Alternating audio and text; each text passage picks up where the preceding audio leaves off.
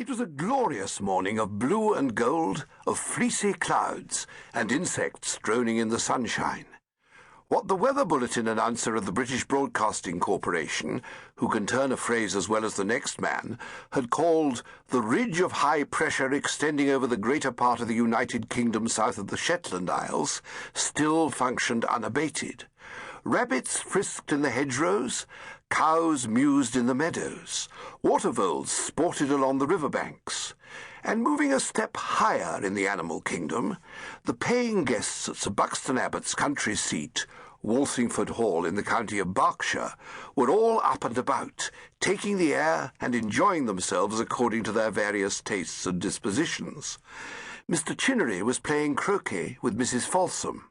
Colonel Tanner was telling Mr. War Bonner about life in Poona, fortunate that he had started talking first, and thus prevented Mr. War Bonner telling him about life in the Malay estates.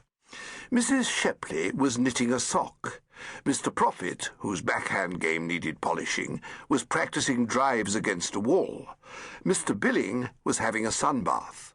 And the stout young American, Tubby Vanringham, a towel about his neck, was crossing the terrace on his way down to the river.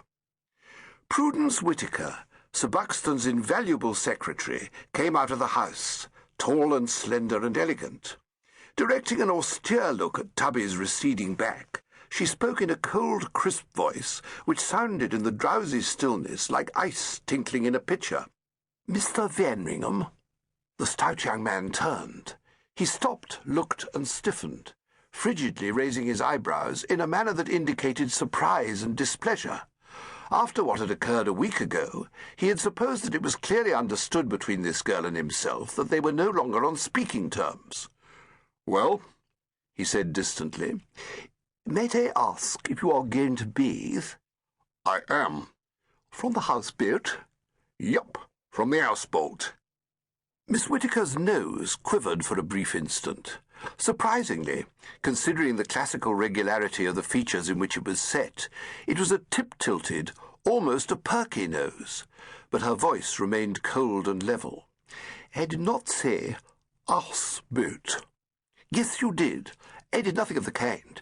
I would no more dream of saying houseboat than I would of employing a vulgarism like yup when I meant yes, or saying moustache when I meant moustache, or tomato when I meant tomato, or—" "All right. What about it, anyway?"